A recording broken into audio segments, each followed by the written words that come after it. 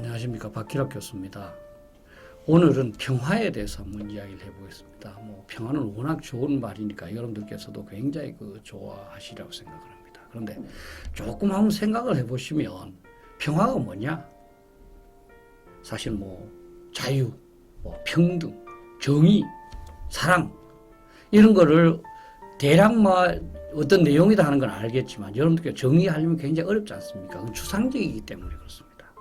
그래서 이 평화가 무엇이냐 여기에 대해서 국제정치학자는 이렇게 정의하고 있습니다. 뭐냐면 전쟁이 없는 상태다. 영어로는 absence of war 이렇게 정의를 하고 있습니다. 그럼 바로 여러분들께서 건강이 무엇이냐 했을 때 건강 그냥 이렇게 대강은 이해가 됩니다. 충분히. 하지만 명확하게 글자로 해보려고 그러면 참 어렵죠. 그래서 건강 무엇이냐. 사실은 대부분 얘기할 때 병이 없는 거 아니냐. 또는 행복도 불행이 없는 거 아니냐. 이렇게 이제 얘기를 합니다.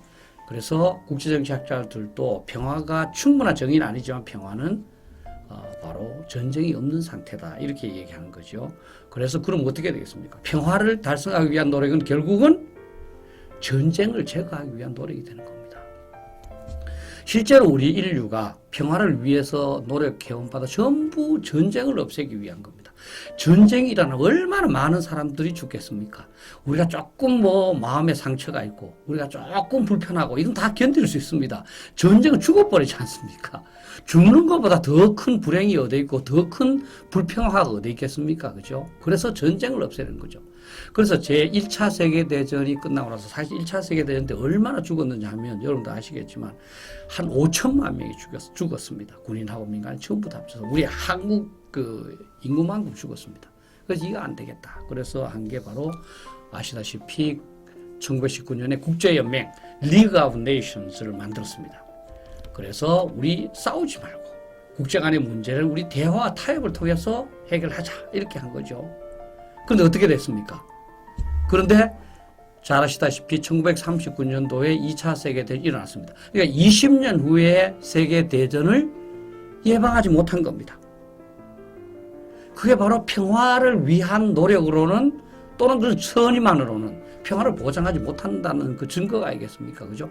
그래서 2차 세계대전이 일어났습니다. 더 치열했죠. 그죠? 그 2차 세계대전이 끝나고 나서 전 세계가 도저히 안 되겠다. 이제서는 안 된다. 그래서 그 평화를 보장하는데 뭐가 잘못됐느냐 1차 세계대전 이후에. 그래서 생각을 해보니까 이게 선의로만 접근해서 그렇다. 강제 조치를 넣어야 된다. 그래서 유엔 헌장에 강제 조치를 넣었습니다. 만약에 평화를 위배하거나 유엔 헌장을 위배하는 나라는 우리 유엔국들이 어떤 조치를 할 수 있다. 그 두 가지 조항을 만들었어요. 그게 유엔에서 가장 중요한 겁니다. 41조와 42조가 있는데요. 41조는 경제적 제재 조치까지 강구하는 겁니다. 지금 이제 북한에 대해서 경제 제재 조치를 하는 게 그게 다 41조에 근거한 겁니다. 그런데 경제 제재 조치 해봐야 힘들지만 확실한 효과는 드러나지 않지 않습니까? 그죠? 그래서 나온 게 42조입니다. 그거는 육해공군에 의한 군사적 행동을 보장하는 겁니다. 그래서 1950년에 유엔군이 파견된 겁니다. 그 이후로 몇 차례도 파견됐습니다만 소규모고 진짜 유엔 회원국들이 대규모로 파견된 것은 우리 한국전쟁, 6.25 전쟁이 유일한 거죠. 사실 마지막이라고도 할 수 있습니다. 그래서 사실은 현재까지 1차 세계대전에 비해서는 훨씬 더 길게 지금 큰 전쟁이 없는 상태가 이제 계속되고 있습니다. 그래서 결국 평화는 선의만으로 달성되는 것이 아니라 강제적인 제재 조치가 있어야 된다는 겁니다. 그래서 유엔 헌장에서 가장 중요한 게 이 42조고 이것이 국제연맹과 국제연합, 유엔이 다른 겁니다. 근데 지금 사실 한국전쟁 이후로 이 42조를 별로 활용을 안 하려고 그러거든요. 그러다 보니까 지금 이렇게 혼란되고 있는 겁니다. 그래서 핵무기도 막 지멋대로 만들고 서로 이제 전쟁을 하겠다고 하는 거죠. 그래서 평화라는 것은 결국은 전쟁을 없애는 것이고 그 전쟁을 없애는 것이 바로 평화의 노력이다. 그래서 평화를 공부를 하려면 사실 전쟁을 공부해야 되는 거죠. 제가 사실은 이제 국민대에서 전쟁과 평화라는 과목을 강의합니다. 한 10년 가까이 강의했는데요. 저는 뭐 전쟁에 대해서 많이 공부했는데 평화에 대해서 모르지 않습니까? 그래서 평화를 어디서 가서 공부할 수 있을까? 아무리 봐도 없어요. 그래서 지금 뭐 평화재단도 있는데 거기에서 이제 평화에 대해서 강좌를 열더라고요. 제가 이제 1기로 갔었는데요. 거기에 갔습니다, 제가. 그때 제 생각에는 50만 원인가 90만 원인가 주고 한 학기 했는데 평화 얘기는 하나도 없어요. 저도 사실 전쟁과 평화 과목을 하면서 평화란 무엇인가 또 이런 뭐 전쟁이 없는 상태다 또 평화는 결국 전쟁을 없애는 이런 얘기를 한 1시간만 쓰고 나머지는 전쟁에 관한 얘기입니다. 전쟁이 없어지는 것이 평화니까요. 또 하나는 적극적 평화입니다. 이제 positive peace라고 하는 건데요. 이게 이제 뭐 문재인 대통령이 노르웨이 방문했을 때도 이제 적극적 평화를 얘기했습니다만 이제 소극적 평화는 조금 작고 적극적 평화는 크다. 그래서 우리는 적극적 평화로 나가야 된다. 이렇게 얘기를 합니다. 근데 조금 오해가 있습니다. 사실 영어로는 positive peace입니다. 그거는 사실 긍정적 평화 더하는 평화죠. negative peace는 뭐 부정적 마이너스의 평화입니다. 왜 네거티브 피스? 네거티브는 여러분들께서는 나쁘고 파지티브는 좋은 걸로 하지만 그렇지 않습니다. 네거티브는 마이너스 빼는 겁니다. 파지티브는 더하는 겁니다. 혹시 법 체계를 공부하시는 분들은 좀 아실 건데요. 우리 법에는 네거티브 시스템과 파지티브 시스템이 있습니다. 우리는 파지티브 시스템인데 뭐냐면 뭐뭐를 할 수 있다 얘기합니다. 뭐 우회전 할 수 있다, 좌회전 할 수 있다 하는 게 이게 파지티브 시스템입니다. 네거티브 시스템은 좌회전 할 수 없다, 우회전 할 수 없다는 겁니다. 서양은 주로 네거티브 시스템입니다. 네거티브 시스템 하지 말라는 거니까요. 근데 그게 더 보장 정도가 큽니다. 하지 마라 하는 걸 이외에는 다 할 수 있는 거니까요. 우리는 하락하는 것만 해야 되는 겁니다. 이게 사실 왕조시대의 전통인 셈이죠. 그러면 왜 네거티브 피스라고 이름을 붙였느냐? 그거는 전쟁을 없애는 거니까. 전쟁을 없애는 것은 네거티브 피스. 전쟁을 우리 인류 사회에서 마이너스 시키는 거니까.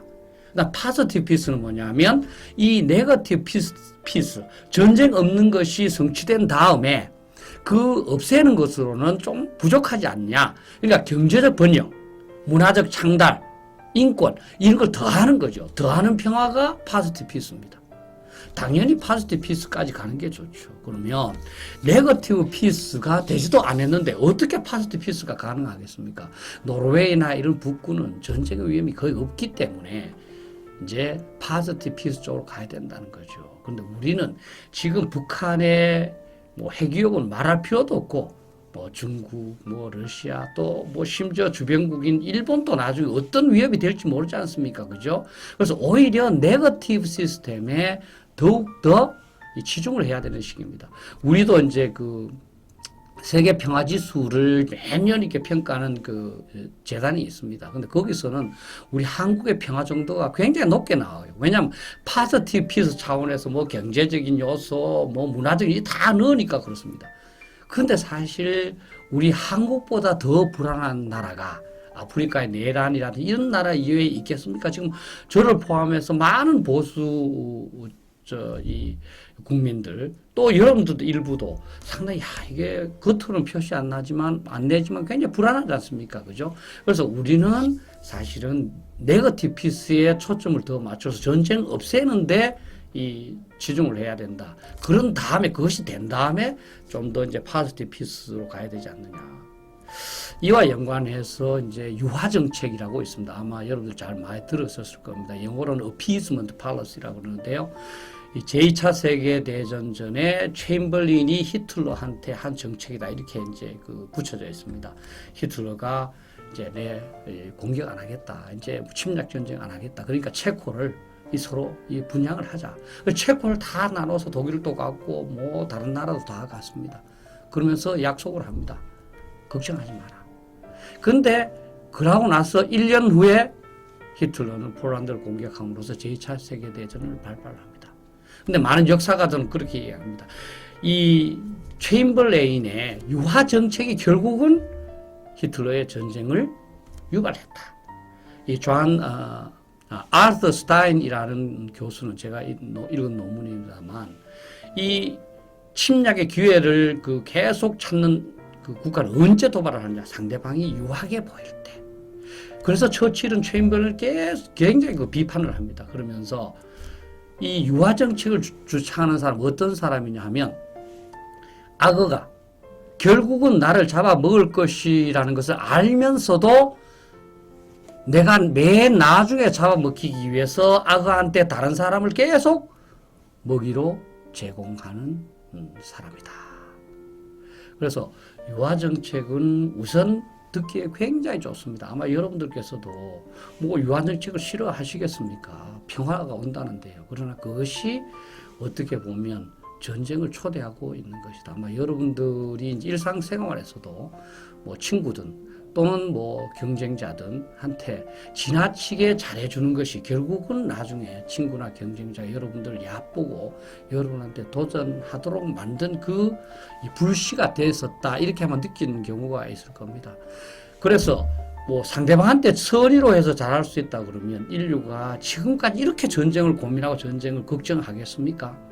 그것이 아니기 때문에 어려운 겁니다. 따라서 평화라는 것은 평화라는 그 염원만으로 달성할 수 없습니다. 그래서 로마 시대부터 지금까지 평화를 원하거든 전쟁을 대비하라. 평화를 원하거든 전쟁을 대비하라. 이 말이 전해 내려오고 있는 겁니다. 현 뭐 상황의 이해와 관련해서 조금 도움이 됐으면 좋겠습니다. 감사합니다.